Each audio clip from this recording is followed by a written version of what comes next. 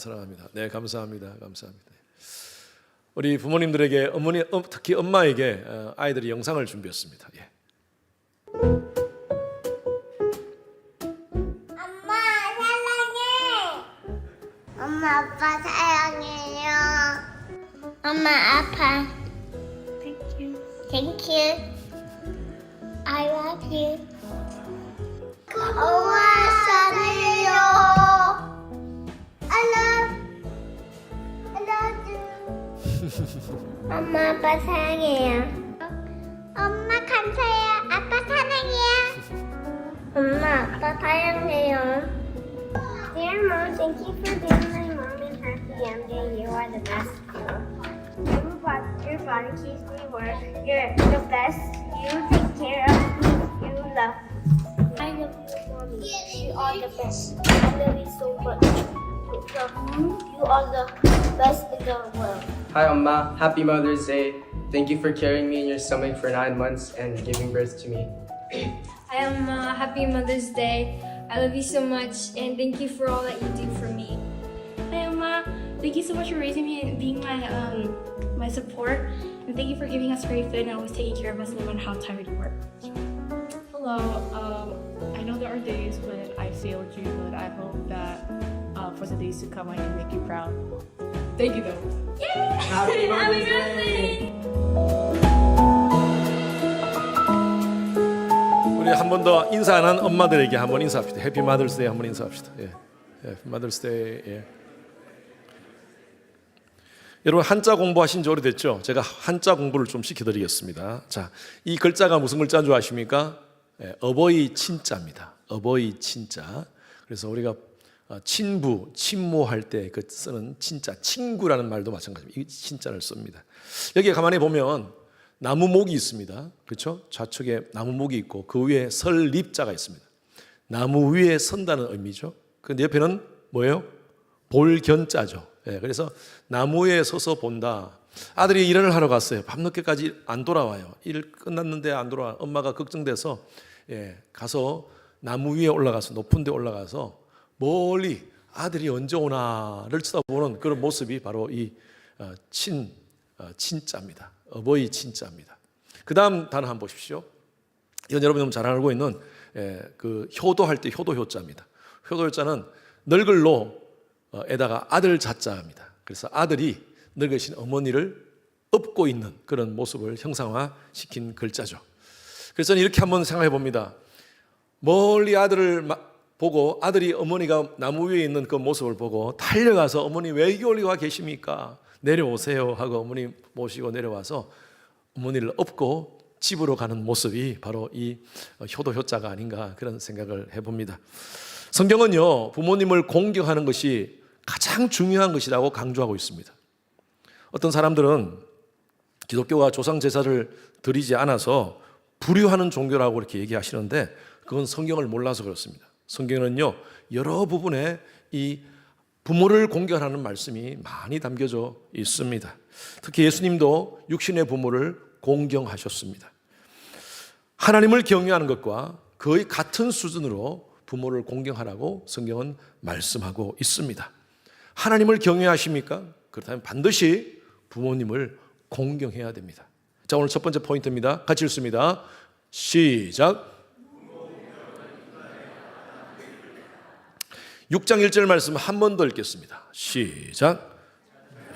주 안에서 너희 부모에게 순종하라. 이것이 옳으니라. 여기 옳다라는 말은 하나님께서 만드신 질서에 부합되다. 하나님의 스탠다드에 부합되다 이런 뜻입니다. 이 디카이온이라는 이 단어를 사용하는데 이것은 정의를 의미합니다. 즉 부모를 공경하는 것은 옳은 것이다. 부모를 공경하는 것은 하나님이 만드신 질서의 가장 중요한 스탠다드다라고 이렇게 말씀하시는 거예요. 성경은요 어떤 특정한 부모만 공경하라라고 말씀하고 있지 않습니다.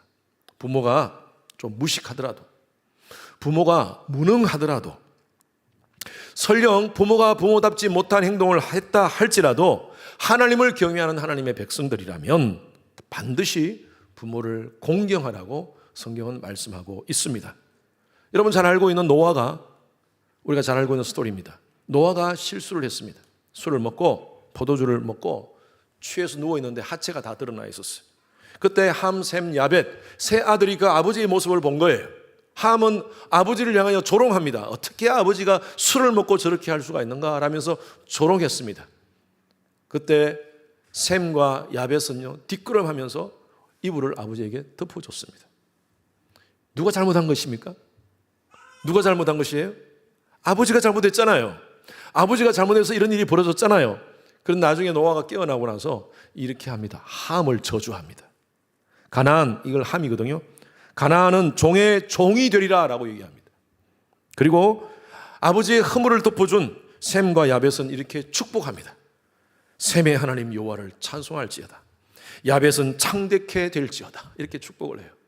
자기가 잘못해놓고 자식들을 이렇게 하는 거예요. 여러분, 왜 우리가 하나님께서 이런 말씀을 우리에게 주셨겠어요?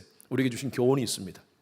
부모가 아무리 잘못하더라도 자녀들은 부모를 비방해서는 안 된다는 거예요. 부모를 존중하라는 것입니다. 만약에 부모의 권위에 도전하고 부모를 비방하는 것은 곧 하나님을 대적하는 죄다라고 말씀하시는 거예요. 그래서 부모의 실수에도 부모의 무능력에도 불구하고 하나님이 허락한 권위가 부모에게 있기 때문에 부모를 반드시 공경하라고 말씀하시는 것입니다. 그런데 부모를 공경하고 순종하되 어디 안에서요? 주 안에서. In the Lord, in Christ. 사도 바울의 서신서를 보면 in the Lord, in Christ라는 단어가 굉장히 많이 옵니다. 그리스도 안에서, 주 안에서라는 단어가 많이 나와요. 부모에게 순종할 때 주 안에서 순종하라는 것입니다. 이것은 부모를 공경의 동기와 한계를 주는 겁니다. 왜 부모를 우리가 공경해야 됩니까? 그 동기는요, 방금 말씀드린 대로 하나님께서 명령하셨기 때문에, 부모의 어떤 조건 때문이 아니라 하나님의 명령이기 때문에 그걸 동기로 부모님께 공경을 하는 것입니다. 그리고 한계를 주셨어요. 그 한계는 부모가 불법적이고 불신앙적인 그런 부모의 요구에 대해서는 지혜롭게 거절할 필요가 있다는 것입니다. 주 안에서. 믿음이 없는 부모를 따라서 구슬한다든지 그런 건 하지 말라는 거예요. 그렇지만 그것이 아무리 부모의 뜻이지만 하나님의 뜻과 상반된다면 지혜롭게 그것을 거절할 수 있는 그런 것이 필요하다는 것입니다. 세상에 완전한 사람 없습니다. 방금 말씀드린 대로 노아도 굉장히 당대의 의인이라고 했지만 그런 실수를 저질렀습니다. 아브라함도 마찬가지입니다. 자기 아내를 누이라고 속였던 사람이었어요. 다윗, 하나님 마음에 합한 자라고 그렇게 표현을 했지만 사실 우리가 다윗의 스토리를 보면요, 얼마나 많은 죄를 저질렀는지 몰라요. 한 여인 바세바를 범합니다. 간음죄를 저질렀어요. 그리고 그녀의 남편을 나중에는 죽입니다. 살인죄를 저질렀어요.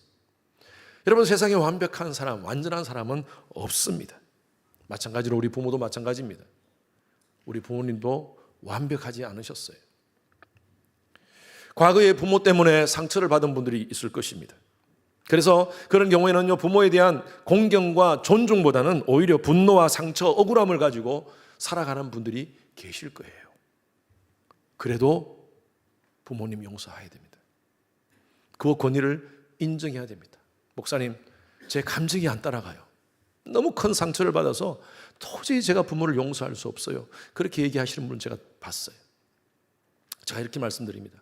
감정이 안 따라가더라도 용서를 의지적으로 선포하십시오. 여러분, 우리가 관계 속에서도 마찬가지입니다.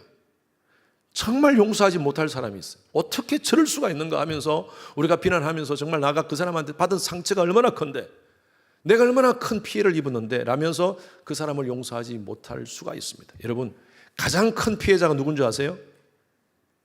나예요. 그 사람을 용서하지 못하면 내가 가장 큰 피해자예요. 왜? 하나님과의 나와의 관계가 단절되어 버려요. 그 사람에 대한 정오 때문에, 분노 때문에. 그럼 저는 그렇게 권면합니다. 감정이 따라가지 않더라도 그냥 의지적으로 선포하십시오. 나 저 사람 용서해. 그 사람의 반응을 어떻게 하든 말든 상관없이 나는 저 사람 용서해. 그리고 용서하는 마음으로 그 사람을 대하십시오. 그 사람이 나한테 어떻게 하든 간에 대하십시오. 그러면 내 감정도 서서히 바뀌어지게 돼 있어요. 우리 부모님도 마찬가지입니다. 부모님 여러분들 힘들게 하셨습니까? 여러분들에게 너무나 많은 상처를 주셨습니까? 여러분 그 상처를 안고 살아가면요 평생 가장 큰 피해자가 여러분 자신이에요. 그리고 여러분 자신뿐만 아니라 여러분 가족입니다. 가족. 왜 하나님의 백성들은 부모님을 공경해야 되는가? 이것은요 하나님의 경외하는 하나의 실천의 모습입니다. 잠언서 1장 7절에서 8절 말씀 같이 읽습니다. 시작. 여호와를 경외하는 것이 지식의 근본이거늘 미련한 자는 지혜와 훈계를 멸시하느니라. 내 아들아 내 아비의 훈계를 들으며 내 어미의 법을 떠나지 말라. 여기 굉장히 중요한 말씀 두 포인트인데요. 8절하고 9절하고 다른 것 같지만 연결되어 있는 것입니다. 여호와를 경외하는 것이 지식의 근본이라고 그랬어요. 하나님을 경외하기 위해서는 그 다음 어떻게 해야 돼요? 7절 말씀 다시 띄워주세요. 하나님의 지혜와 훈계의 말씀을 잘 들어야 됩니다. 다른 말로 하나님의 말씀을 듣지 않는 사람은요 무식한 사람, 이게 지혜의 근본에 지식이 없는 사람입니다. 미련한 자라고 얘기해요. 하나님의 지혜와 지혜의 훈계를 잘 듣는 사람이 하나님을 경외하는 사람이라는 거예요. 그리고 8절로 넘어갑니다. 8절 보십시오. 내 아들아 내 아비의 훈계를 들으며 내 어머니의 법을 떠나지 말라. 마찬가지로 하나님을 경외하는 사람들을 하나님의 지혜와 하나님의 말씀을 잘 듣는 사람들은 부모의 훈계를 잘 들어야 된다는 것입니다. 하나님께서 우리에게 두 귀를 허락하셨어요. 말을 많이 하라 그랬으면 하나님이 우리에게 두 입을 허락하셨을 거예요. Left 입, right 입 이렇게 허락하셨을 거예요. 그런데 입은 하나고 귀는 두 개입니다. 귀 밑에 귓볼이 있습니다. 여러분 귓볼의 기능이 뭔 줄 아세요? 이거는 인간에게만 있는 것입니다. 귓볼. 이 귓볼은요 귀걸이 달라고 뭘 잡았을 때 뜨거워서 뜨거워 하면서 이렇게 쓰라고 주신 거 아닙니다. 잘 들으라고요. 여러분 하나님께서 이 귀를 해서 하나님 말씀을 잘 듣고 부모 말씀을 잘 들으라고 저는 이 귓볼을 주셨다고 봐요. 8절 말씀 한번 보십시오. 내 아들아 내 아비의 훈계를 들으며 내 어머니의 법을 떠나지 말라. 마찬가지입니다. 이 들으라 하는 것은요 영어 우리 구약 성경에 보면 쉐마 이스라엘 히브리 말로 쉐마라는 말이 들으라라는 말입니다. 계속 반복됩니다. 왜 이렇게 강조했을까요? 인간은 잘 듣지 않아요. 내가 듣고 싶은 것만 들어. 내 생각으로만 그냥 제대로 안 듣고 내 생각으로 그냥 해석해버려. 그래서 하나님 말씀을 잘 듣고 부모 말씀을 쉐마 들으라고 하나님께서 말씀해 주셨다는 것입니다. 여기 앉아 계시는 분은 대부분 다 성인들입니다. 여러분 우리가 성인이 되어서 부모님 말씀 듣는 게 쉽습니까? 어렵습니까? 어릴 때는 뭐 그냥 들어요. 머리가 크지 않았으니까. 그런데 우리가 나이가 들면서 성인이 되어서 부모님 말씀을 잘 듣고 부모님 말씀대로 사는 게 다시 묻습니다. 어렵습니까? 쉽습니까? 왜 솔직하게 말씀 안 하세요? 어렵죠. 맞아요. 어려워요. 늘 부모들하고는요 우리하고 문화가 달라요. 개념이 다르고 생각이 다르세요. 그래서 부모들은 대부분 요즘 그런 얘기를 하죠. 라떼 얘기 많이 하시죠. 라떼. 나 때는 이렇게 살았어. 우리 며느리들이 가장 싫어하는 말이 시어머니한테 나 때는 10명도 낳고 살았어. 한 명 가지고 왜 그렇게 힘들어해? 여러분 우리 아이 하나 키우면 얼마나 힘듭니까? 지금 아이 하나 둘 억지로 키우잖아요. 그런데 우리 어머님들은 아니 그거 가지고 뭐 이렇게 힘들어해? 그래요. 그런데요 우리 부모님들의 라떼 경험이 우리한테 큰 삶의 원리를 주십니다. 깨달음을 주십니다. 저도 우리 장로님들하고 연세 많으신 장로님들하고 대화하면요 문화와 환경은 다르고 여러 가지 상황은 다르지만 그때 장로님의 경험을 들으면 그렇구나. 많은 제가 깨달음을 얻습니다. 울림이 있어요 마음에. 그래서 여러분 우리가 라떼 자꾸 하시는 이유는요 너희들은 실수하지 마. 너희들은 어려움 당하지 마. 라는 그런 부모의 그 간절한 마음으로 우리에게 주시는 말씀이에요. 잔소리 듣지 말고 우리 부모님 말씀을 잘 경청하시는 여러분 되시길 주님 이름으로 축원합니다. 그래서 부모님을 존중하며 그리고 부모를 공경하라는 거예요. 이런 부모 공경하는 것은 하나님의 엄숙한 명령으로 인간의 도리인 줄로 믿고 부모님을 공경하시는 여러분 되시길 주님 이름으로 축원합니다. 두 번째 포인트, 두 번째 있습니다. 시작. 약속이 있는 계명이다. 자, 2절 3절 같이 읽습니다. 시작. 내 아버지와 어머니를 공경하라. 이것은 약속이 있는 첫 계명이니 이로써 내가 잘되고 땅에서 장수하리라. 10계명은 몇 개로 되어 있습니까? 답을 드리고 제가 말씀드리는 거죠. 10개의 계명으로 되어 있습니다. 1계명에서 4계명까지, 5계명에서 10계명까지 나눌 수 있습니다. 1에서 4계명은요, 하나님에 대한 것입니다. 우리가 하나님을 어떻게 사랑할 것인가. 그리고 5계명부터 10계명까지는요, 우리가 어떻게 인간들을 사랑할 것인가. 관계 속에서 어떻게 좋은 관계를 만들어가며 바르게 사람들을 사랑할 것인가. 그래서 10계명 전체의 주제는 딱 두 자입니다. 사랑입니다. 사랑. 하나님 사랑, 인간 사랑입니다. 그러면 인간 사랑의 첫 번째 계명이 뭐예요? 5계명부터죠. 5계명이 뭡니까? 내 부모를 공경하라. 그 말씀이에요. 이것이 약속 있는 첫 계명이다라는 말이 그 말씀이에요. 그런데 살인하지 말라, 도둑질하지 말라, 하나님께서 그렇게 말씀하시면서 살인하지 않으면 내가 이 복을 주겠다, 도둑질하지 않으면 내가 이 복을 주겠다라고 없어요. 그런 말씀은 없어요. 그런데 부모 공경에 대해서는요, 하나님께서 약속을 주셨어요. 약속 있는 첫 계명이라는 말이에요. 약속 있는 첫 계명. 약속을 주셨어요. 어떻게 무슨 약속을 주셨습니까? 3절 말씀이 아주 상세하게 친절하게 기록해 놨습니다. 시작. 이로써 내가 잘되고 땅에서 장수하리라. 아싸! 부모 공경하면 하나님이 이 복을 주신대요. 첫 번째, 잘 된대요. 할렐루야. 두 번째는 장수한대요. 할렐루야. 공짜 아니랍니다. 하나님, 우리 부모님 공경하면 잘 되고, 잘 된다는 것은 모든 게 다 포함되어 있죠. 잘 되고 잘 먹고 잘 살고 이 세상에서, 그리고 장수하는 거예요. 그래서 부모님을 공경하라는 거예요. 잘 먹고 잘 살기 위해서, 우리가 장수하기 위해서 부모님 공경하는 겁니까? 그렇게 해야 됩니까?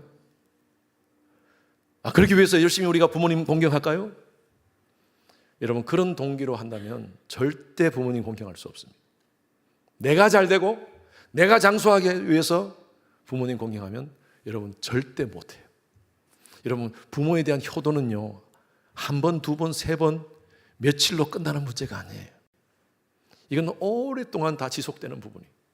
그리고 우리의 자녀들이 다 보고 있습니다. 우리 자녀들이 다 보고 있고 주위 사람들이 다 인정하는 거예요. 부모에 대한 효는요. 사람이 무엇으로 심든지 그대로 거두게 돼 있어요. 효도를 심으면요, 효도를 거둡니다. 불효를 심으면 불효를 거두게 되었어요. 왜 그런 줄 아세요? 우리 자녀들이 다 보고 있기 때문에. 그래서 여러분, 우리 속에 가슴 맺힌, 부모로부터 가슴 맺힌 한이 있습니까? 여러분, 이것은요, 단순한 과거의 기억으로 끝나는 것이 아닙니다. 이 한을 가지고 우리가 부모님께 제대로 효도하지 못하면 우리의 현재, 우리의 미래도 다 잘못된 바이러스로 인해서 다 공격을 당하게 됩니다. 다 망가지게 돼 있다는 것이죠. 제가 아버지 학교를 가서 강의를 하면서 느끼는 것은 참 아버지에 대한 분노를 가지고 살아가는 사람들이 참 많더라고요. 보니까 안 좋은 기억, 부정적인 그런 역기능적 가정에서 성장하면서 아버지가 폭력을 행하고 그리고 무책임하고 무능력하고 무관심했던 그것으로 인해서 이 속에 분노를 가지고 살아갑니다. 상처를 가지고 살아갑니다. 한을 가지고 살아가요. 매일매일 밤에 술을 먹고 들어오셔가지고 자는 아이들을 다 깨워요. 새벽 3시, 4시. 고등학교 때는 밤늦게까지 공부하다가 잠시 눈을 붙였는데 아버지가 깨우는 거예요. 술 먹고 들어와가지고 과장창 하면서도 막 부수고 엄마하고 싸우고. 아버지에 대한 분노가 속에 있었는데 어느 형제가 간증하면서 그 얘기를 하더라고요. 정말 아버지를 어릴 때부터 그냥 주먹으로 패고 싶었던 마음이 있었다. 내가 성장하면 아버지하고 절대 보지 않는다. 그런 마음을 가지고 지금까지 살았는데 아버지가 자기가 아버지가 되고 나서 느끼고 있다는 거예요, 요즘. 그리고 하나님 말씀을 통해서 신앙생활을 하니까 하나님 말씀을 통해서 내 자신을 바라보게 됐다는 거예요, 하나님이. 아버지 학교를 통하여서 또 하나님의 새로운 은혜를 또 체험했다. 그래서 간증하는 거예요. 이제 아버지를 용서하기로 했습니다. 그러면서 얼마나 힘드셨으면, 얼마나 인생이 외로우셨으면, 아무에게도 말할 수 없는 그런 얘기가 있었으면 자식들을 앉혀놓고 밤새도록 얘기하였을까. 아버지가 이해된다는 거예요. 그러면서 이분이 자기의 치유하는 것을, 이렇게 회복하는 것을 관정을 하시더라고요. 그래요, 그렇습니다, 여러분. 어떤 분은요, 절대 나는 아버지 안 보겠다 하면서 연락 안 하고 사시는 분도 있어요. 그런데 그분의 내면을 제가 보면요, 온갖 상처로, 분노로 가득 차 있는 거예요. 그런데 부부 관계가 안 좋아, 자녀와의 관계가 안 좋아. 그건 분명합니다, 분명해요. 여러분, 이건 다 흘러가게 돼 있어요. 대물림. 아버지로부터 받았던 상처가 내 속에 있고 그 상처를 해결하지 않고 내가 용서하지 않고 있으면요, 이게 자녀한테로 흘러갑니다. 이건 100%입니다. 100%. 제가 목회하면서 100% 그래요. 그런데 아버지로 받던 상처 나 대해서 끊어버리겠다. 이제 나는 예수 안에서 새로운 피조물이라. 이전 것은 지나갔으니 보라 새 것이 되었도다. 예? 그렇게 딱 선포하면서 내 가족은 나는 엮이는 가정에서 자랐지만 이제 내 가정은 숨기는 가정으로 만들겠다. 하나님 말씀을 경외하는 가정으로 만들겠다. 내가 아버지한테 많은 상처를 입었지만 나는 아버지에게 효도하는 모습을 우리 아이들한테 보이겠다. 여러분, 그 가정은요, 새롭게 되는 모습을 봅니다. 그래서 부모님 용서하셔야 돼요. 부모께서 받은 상처 계속 가지고 있으면 사탄이 그 틈을 타고 들어와서요, 제일 먼저 하나님과의 관계를 단절시켜버려요. 그리고 사탄이 우리의 상처를 우리 자녀들에게 대물림시켜버립니다. 여러분, 부모는요, 능력으로 평가하는 대상이 아닙니다. 부모는요, 지식 유무로 평가하는 대상이 아닙니다. 부모는요, 나한테 잘해줬다, 많이 해줬다, 잘해줬다, 나한테 많은 것을 보태줬다, 이것으로 평가하는 대상이 아니에요. 우리 부모님들 정말 한국 역사 속에 참 힘들고 어려운 시대를 사셨던 분들입니다. 아마 여기 계신 대부분의 부모님들이 40년대, 50년대, 60년대, 그죠? 그 시대를 사셨던 분이에요. 여러분, 한국의 역사 속에 물론 그전도 힘들었지만 가장 힘든 흑역사가 바로 거기에 다 있습니다. 일제시대 있었죠. 6.25 사변이 있었죠. 그리고 민주화 운동이 엄청나게 있었던 그 시대를 다 살았고 가장 힘들고 어려웠던 그런 시기를 정말 살았던 분들이 있어요. 그 상황 속에서 이분들은요, 일제강점기, 6.25 전쟁, 그리고 IMF까지 겪으면서 본인의 정체성 혼란과 물질적 빈곤으로 인해서 결핍이라는 상처가 꽉 속에 있습니다. 결핍. 여러분, 그때 우리 같이 이런 설교를 들었겠어요? 우리 같이 아버지 학교가 있었겠어요? 아버지 학교, 어머니 학교가 있었겠어요? 아버지가 된다는 것을 모르고 사셨고, 어머니가 되는 걸 모르고 사셨고, 어떻게 자녀들을 교육하는 것을 모르고 사셨던 부모님들이에요.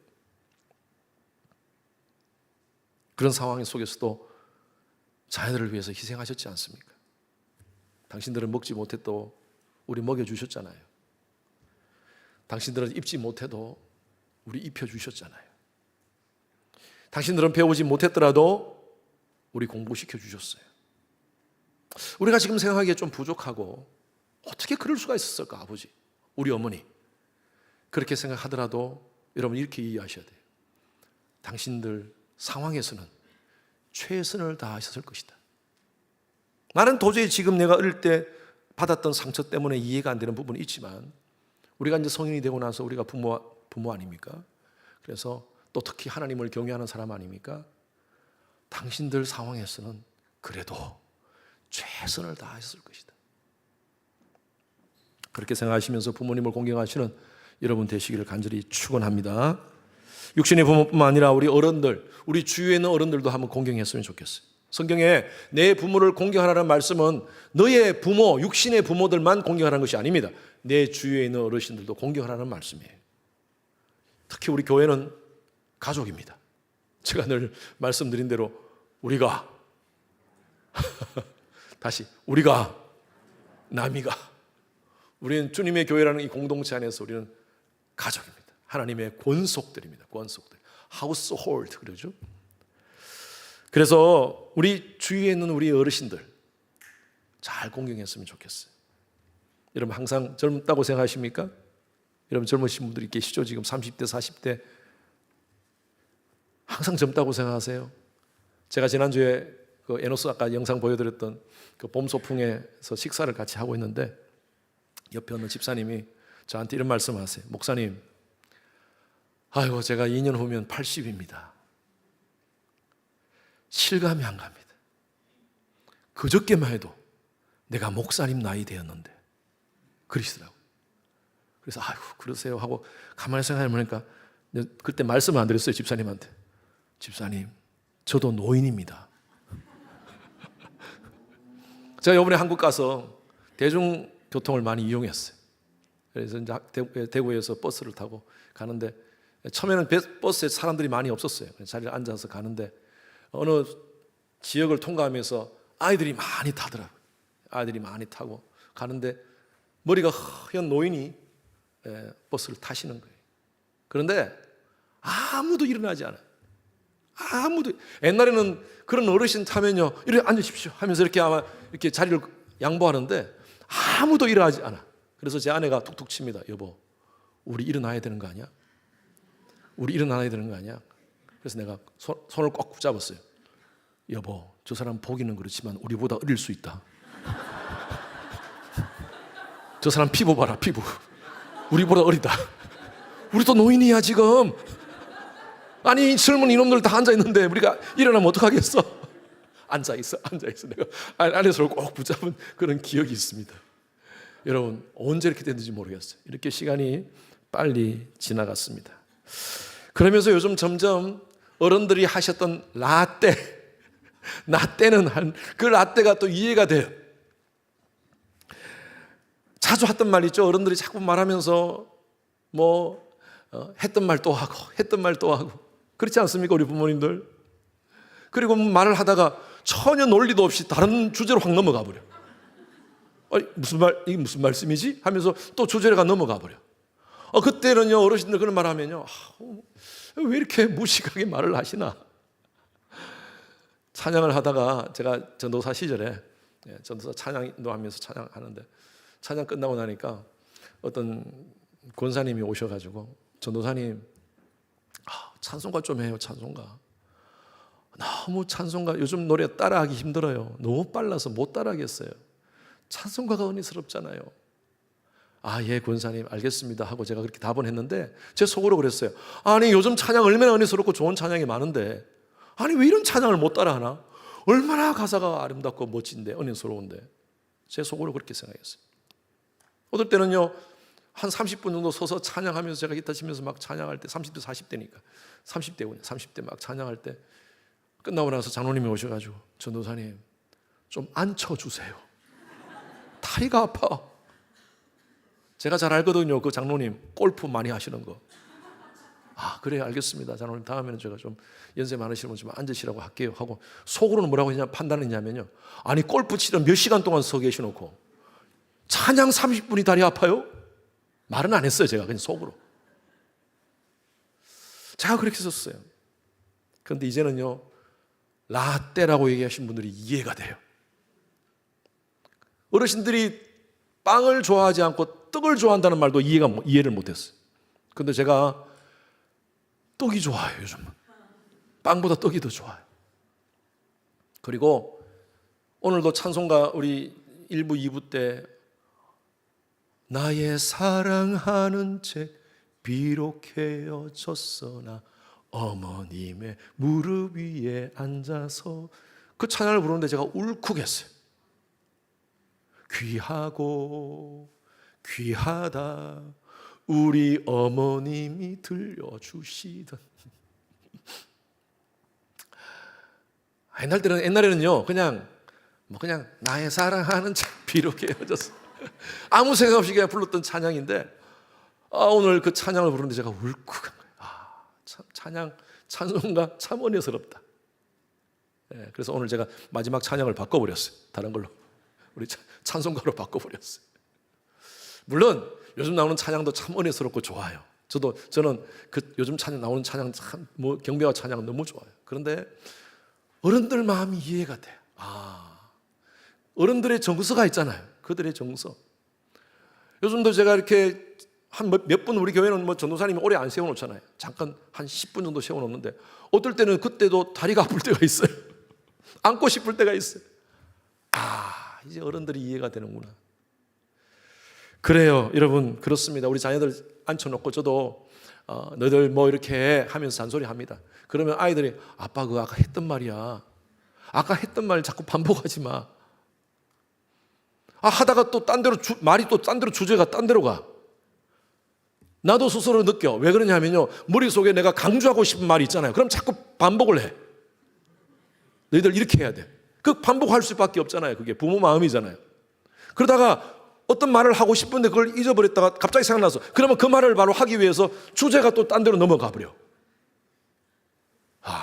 나도 어른이 이해되는 거예요. 어르신들이.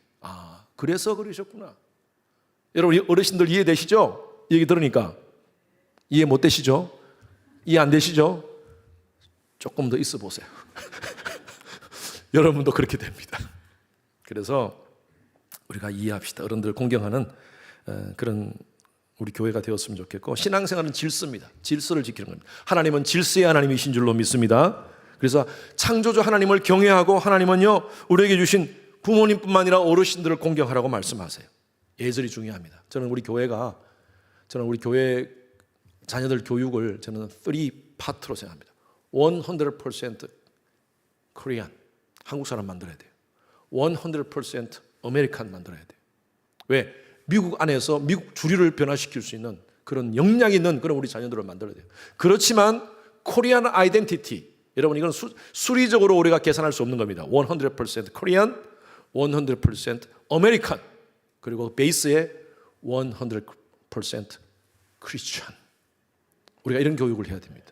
그래서 우리 자녀들이 미국 사람이라는, 미국에 살면서 미국 사람이라는 모습으로 탁월한 실력을 가지고, 그러나 코리안이라는 정체성을 가지고, 이 속에는 크리스찬이티를 가지고 엄난하고 패역한 이 시대 속에 세상을 본받지 않고 하나님이 주신 하나님의 선하시고 기뻐하시고 온전하신 뜻을 분별하면서 기독교적인 신앙을 가지고 미국을 변화시키고 세상을 변화시킬 수 있는 그런 크리스찬이티를 만들어야 됩니다.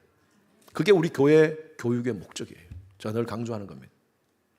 그러기 위해서는요, 가장 중요한 게 여러분 가정에서 훈련을 시키셔야 돼요. 우리나라의 좋은 전통을 가르치십시오. 부모님을 공경하고 어르신들을 공경하는 마음. 우리 교회 아이들 인사 잘해요. 얼마나 감사한지 몰라요. 인사를 잘합니다. 제가 이렇게 방에 딱 들어가면 아이들이 벌떡 일어나서 인사하는 애들이 있는가 하면 가만히 앉아서 하이 이런 애도 있어요. 그러면 내가 일으킵니다. 스탠드업. 어른들한테 인사할 때 그렇게 하는 게 아니야. 안녕하십니까. 배꼽 인사하는 거예요. 애들한테 가르칩니다. 근데 여러분들이 가르치셔야 돼요. 목사님이 이런 얘기하면 목사님이, 저는 아이들한테 늘 이렇게 좋은 인상으로 남겨줘야 되잖아요. 네? 우리 목사님 최고. 근데 그렇게 잔소리하면 또 목사님 잔소리한다 하잖아요. 여러분들이 그걸 좀 해주셔야 돼요. 가르치셔야 돼요. 그게 여러분들이 대접받는 방법입니다.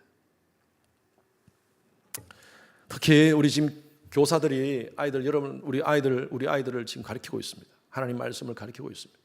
여러분 한 분도 교사들 가운데 교회 사례 받는 분은 아무도 없습니다. 그냥 시간을 들이고 마음을 들여가지고 그들이 헌신하는 거예요. 2부 예배 일찍 와서 먼저 말씀 받고 3부 예배 가르치는 거예요. 그래서 이번 5월 15일이 스승의 날입니다. 한국은, 미국은 스승의 날이 따로 없지만, 그렇지만 여러분 5월 15일 날 기준에서 이번 주간에 여러분들 자녀들 주일학교 선생님들한테 감사의 표현을 좀 하십시오. 그런데 여러분들이 직접 하는 것보다, 물론 여러분들 말로 하고 전화로 하고 카톡으로 하지만 아이들한테 그것을 하도록 하십시오. 간단하게 땡큐 카드 써서 여러분 작은 선물 하나 준비해가지고 다음 주일날 우리 교사들한테 너희 선생님한테 드려 하면서 그걸 가르치셔야 돼요. 우리 자녀들은요, 그걸 어릴 때부터 우리 아내가 스승의 날 되면 맞춰가지고 항상 주일학교 선생님들한테 선물을 드리라고 줬습니다. 카드를 직접 쓰게 합니다. 그런데 이것이 버릇이 돼가지고요, 제가 이거 자랑입니다. 자랑으로 들으십시오. 아빠, 엄마 생신 때 항상 카드를 써줍니다. 직접 지네들이 카드를 이쁘게 만들어줍니다. 어릴 때 그런 것들을 쓰게 해줘가지고. 결혼 기념일 때 마찬가지고. 여러분, 이건 우리가 대접받기 위해서 훈련시키는 거예요, 애들. 그렇게 하셔야 됩니다. 선생님들도 마찬가지고 잘 섬길 수 있도록. 지금도 스승의 날 되면 우리 아이들이 뭐 다른 교회 다니잖아요, 우리 아이들이. 우리 교회 다니는 애들이 한 가정이 있고 둘 가정은 딴 교회 다니는데 또 멀리 있기 때문에. 근데 선생님이 아니라 목회자들, 수고하시는 목회자들에게, 그 교회의 여러 목회자들에게 다 작은 선물이라도 합니다. 제가 이거 선물 받기 위해서 여러분들 얘기하는 거 아니에요. 절대 오해하지 마십시오. 어릴 때부터 훈련을 시키니까 아이들이 그렇게 하는 거예요. 그래서 여러분 부탁드릴게요. 이번 주에 여러분들 교사를 위해서 감사 표현하십시오. 그랬으면 좋겠어요. 그게 우리 아이들을 위한 것이고 여러분 가정을 위한 것이고 여러분 자신을 위한 것인지입니다. 주 안에서 너희 부모에게 순종하라. 이것이 옳으니라. 여러분, 하나님을 경외하고 하나님을 경외하는 자가 부모를 공경하는 것은 이건 옵션이 아닙니다. 이것은 당연히 맨더터리 해야 되는 일입니다. 눈에 보이는 부모를 공경하지 않고 눈에 보이지 않는 하나님을 섬긴다고 말하는 것은요, 이것은 잘못된 모순입니다. 저는 이런 설교하기가 참 제가 부끄럽습니다. 저도 잘 효를 못했습니다. 못합니다. 또 지금 저희 아버님 돌아가셨고 정말 저한테 사랑만 주시고 돌아가셨고, 저희 어머님 지금 요양원에 계십니다. 경기도 고향에 있는 요양원에 계시는데 제가 목회한다는 핑계로 어머니를 자주 뵙지 못해요. 1년에 한 번 겨우 어머니 찾아뵙고, 지난번에도 2주간 있으면서 제가 2번 어머니 뵀는데 저도 이 설교를 할 수 있는 자격이 없습니다. 그러나 우리 같이 함께 깨달읍시다. 여러분 부모님들 자주 전화드리고 요즘 카톡으로 계속 인사할 수 있으니까요, 자주 그렇게 하고, 가까이 계시는 분들은 찾아뵙고, 그렇게 해서 우리 부모님들 기쁘시게 하는, 공경하는 여러분 되시길 주님 이름으로 축원합니다.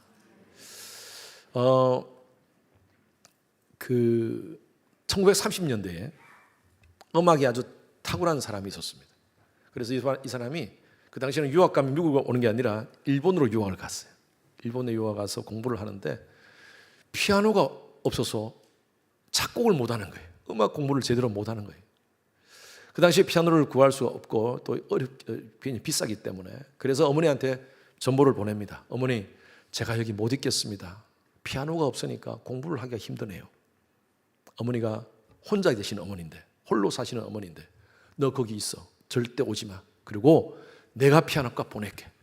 그렇게 해가지고 솔방울을 모아가지고, 솔방울 모아가 얼만큼 벌겠습니까? 솔방울을 몇 달 동안 모아가지고 400원을 만들었답니다. 그 당시 1930년에 400원은 큰 돈입니다. 나름대로 400원을 만들어서 이 사람에게 보낸 거예요. 유학하는 자식에게 보낸 거예요.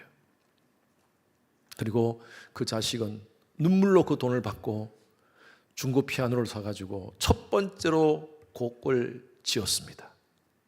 그 지은 이분이 누구냐 하면 이홍렬 씨라는 분이에요. 이분이 지은 곡, 첫 번째 곡이 바로 우리가 아는 곡입니다.